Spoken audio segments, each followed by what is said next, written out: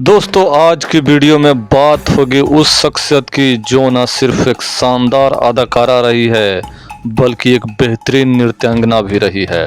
खूबसूरत ऐसी कि सरहद पार के लोग भी इनके दीवाने हुआ करते थे। एक्टिंग ही नहीं, डायरेक्शन के फील्ड में भी इन्होंने खूब अपना सिक्का जमाया।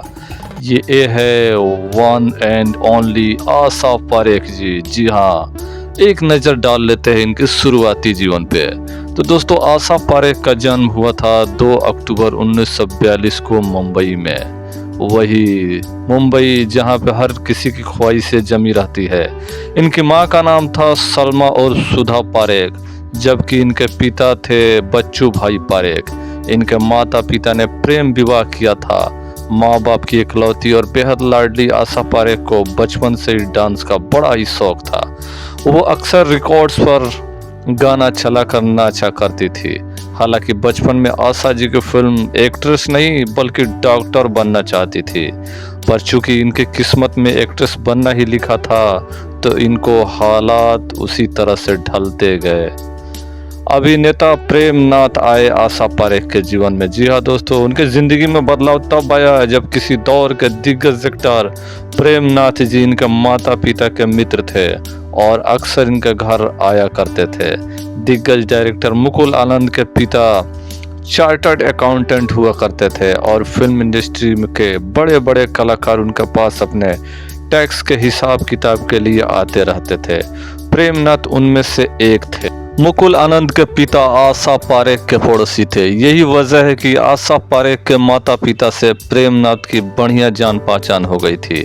प्रेमनाथ जी को पता था कि नन्ही सी आशा डांस करती है। उन्होंने कई दफ़ा आशा जी का डांस देखा था। एक दफ़ा आशा जी के स्कूल में एक फंक्शन था। स्कूल की प्रिंसिपल ने आशा जी की माँ से कहा कि अगर आपकी किसी स्टार को स्कूल के फंक्शन में बुलवाया देंगी तो बहुत बढ़िया रहेगा। आशा जी की मां ने प्रेमनाथ जी से इस बारे में बात की। प्रेमनाथ जी ने कहा कि अगर आशा डांस करेगी तो जरूर आऊँगा। मां ने दिलाई शास्त्रीय नृत्य की शिक्षा। जी हाँ, मां ने सोचा कि घर में रिकॉर्ड पर डांस करने वाली आशा भला स्टेज पर कहाँ डांस कर पाएगी, इसलिए इनकी मां उन्हें उस जमाने के दिग्गज कथक मास्टर मोहनलाल पांडे के पास ले गई। आशा जी की मां ने उनसे कहा कि अगर 1 महीने में आप इसे इतना ट्रेंड कर दे कि स्टेज पर थोड़ा डांस कर ले तो बड़ी मेहरबानी होगी। और फिर कड़ी मेहनत करके मास्टर मोहनलाल पांडे ने नन्ही आशा पारेख को थोड़ा बहुत कथक सिखा दिया। स्कूल के उस फंक्शन में आशा जी का कथक डांस हर किसी को पसंद आया।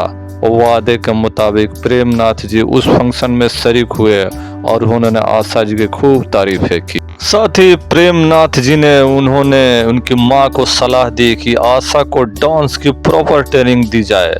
प्रेमनाथ की बात मानते हुए आशा जी की मां ने उन्हें भारतीय शास्त्रीय नृत्य की विविधता शिक्षा दिलानी शुरू कर दी। कथक के अलावा आशा जी ने भारतनाट्यम और कथकली भी सीख डाली। साथ ही ओडिसी नृत्य की शिक्षा भी दी डाली।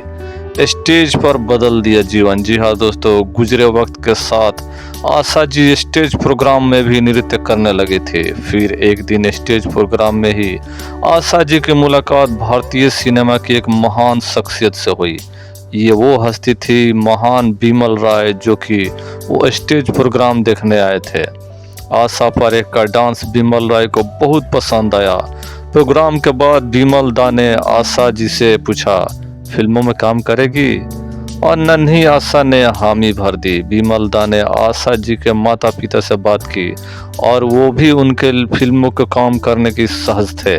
और इस तरह आशा पारेख की करियर की पहली फिल्म बनी साल 1954 में रिलीज हुई बाप बेटी। इसके बाद आसमान और धोबी, डॉक्टर जैसी कुछ और बड़ी फिल्मों में आशा जी ने चाइल्ड आर्टिस्ट की हैसियत से काम किया था। आशा जी के साथ ऐसा भी हुआ था। जी हाँ दोस्तों, बताते चले कि साल 1959 में आई फिल्म दिल दे के देखो में आशा पारेख पहली दफ़ा मेन हीरोइन के तौर पर फिल्म में नजर आई थी। इस फिल्म में उनके हीरो थे एवरग्रीन शम्मी कपूर साहब। हालांकि इससे पहले साल 1959 में आई फिल्म गूंज उठी शहनाई में आशा जी मुख्य हीरोइन के तौर पर सिलेक्ट हुई थी।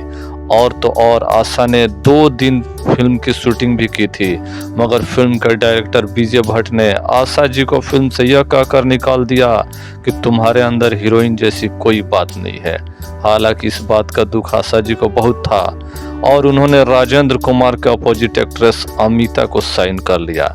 कहा जाता है कि डायरेक्टर नासिर हुसैन भी गूंज उठी शहनाई फिल्म से जुड़े थे। उन्हें जब पता चला कि विजय भट्ट ने आशा पारेख को फिल्म से निकाल दिया है तो उन्होंने यह बात को सीरियस ले लिया और नासिर ने फैसला किया कि वो आशा जी की अपनी ही फिल्म दिल दे के देखो से लॉन्च करेंगे, जबकि पहले ये रोल एक्ट्रेस साधना को दिया जाने वाला था और इस तरह शम्मी कपूर आशा पारेख के पहले हीरो बने। फिल्म बॉक्स ऑफिस पर जबरदस्त हिट साबित हुई। रातों रात आशा पारेख स्टार बन गई। आशा ने फिर कभी पीछे मुड़कर नहीं देखा। आशा पारेख बॉलीवुड की टॉप मोस्ट एक्ट्रेस की लिस्ट में शामिल हो गई। इंडस्ट्री के हर बड़े एक्टर साथ आशा जी ने सिल्वर स्क्रीन शेयर की। दोस्तों वही बात करें आशा जी की प्रमुख फिल्मों की तो अपने करियर में आशा पारेख ने लगभग 100 हिंदी फिल्मों और कुछ पंजाबी, गुजराती और कन्नड़ फिल्मों में काम किया था। बात अगर आशिका पारेख के करियर की टॉप फिल्मों की करें तो फिर वही दिल लाया हूँ 1963, तीसरी मंजिल 1966, लव इन टोक्यो 1966, दो बदन 1966, आए दिन बहार के 1966, कन्यादान 1968, पगला कहीं का 1970, मेरा गांव मेरा देश 1971, मैं तुलसी तेरे आंगन की, बिन फेरे हम तेरे, 100 दिन सास के और कालिया 1981 जैसी फिल्मों में अपनी एक्टिंग की नुमाइश पेश की। आशा पारेख की आखिरी रिलीज फिल्म थी साल 1996 में आई मुट्ठी भर जमीन, जिसमें उन्होंने एक सपोर्टिंग कैरेक्टर निभाया था। डायरेक्शन भी खूब किया। जी हाँ दोस्तों, एक्टिंग के अलावा आशा पारेख जी ने डायरेक्शन में भी हाथ आजमाया। उन्होंने कुछ टीवी शोज डायरेक्ट किए थे, वहीं कुछ टीवी शोज की उन्होंने खुद प्रोड्यूस भी किया था। आकृति नाम की इनकी एक खुद की प्रोडक्शन कंपनी थी। दोस्तों आपको मालूम हो कि आकृति प्रोडक्शन के बैनर तले ही सबसे पहले आशा पारेख ने 1988 में ज्योति नाम का एक गुजराती टीवी शो डायरेक्ट किया था। जब वो शो बहुत ज़्यादा हिट हो गया तो आशा पारेख ने 1989 में दूरदर्शन के लिए पलाश के फूल नाम का शो डायरेक्ट किया।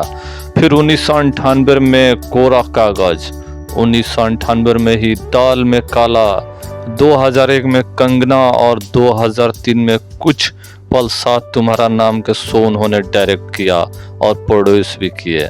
आशा पारेख की पहली महिला भी है जो कि BFC यानी फिल्म सेंसर बोर्ड की अध्यक्षा भी रह चुकी है। साल 1998 से लेकर 2001 तक आशा पारेख सेंसर बोर्ड की चीफ रही थी और उस दौरान आशा पारेख के साथ काफ़ी कंट्रोवर्सी भी हुई थी। ऐसा है इनका निजी जीवन। जी हाँ दोस्तों, आशा पारेख की निजी जिंदगी की बात करें तो उन्होंने कभी शादी नहीं की। कहा जाता है कि आशा जी डायरेक्टर नासिर हुसैन से प्यार करने लगी थी और उनसे शादी भी करना चाहती थी, लेकिन नासिर हुसैन पहले से ही शादीशुदा थे तो आशा जी ने उनसे शादी नहीं कर सकी। हालांकि जब आशा और नासिर हुसैन के इश्क चर्चे शुरू होने थे तो उस वक्त आशा जी ने उन्हें अफवाह करार दिया था और कहा था कि उनका एक बॉयफ्रेंड है जिसके साथ वो सालों से रिलेशनशिप में है।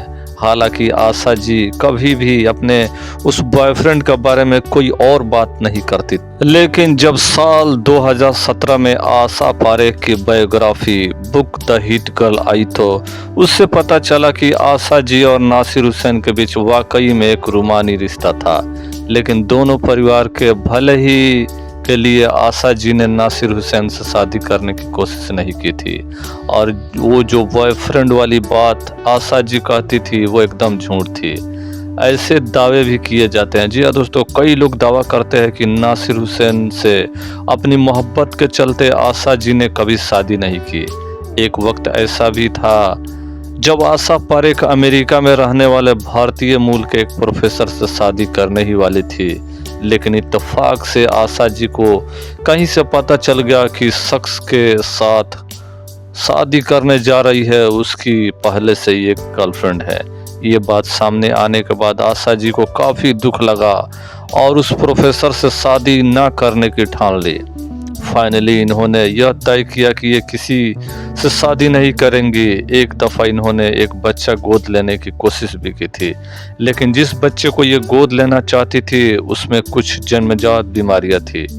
डॉक्टर्स ने इन्हें वो बच्चा गोद ना लेने की सलाह दी और इस तरह आशा जी को वो ख्वाहिश भी अधूरी रह गई।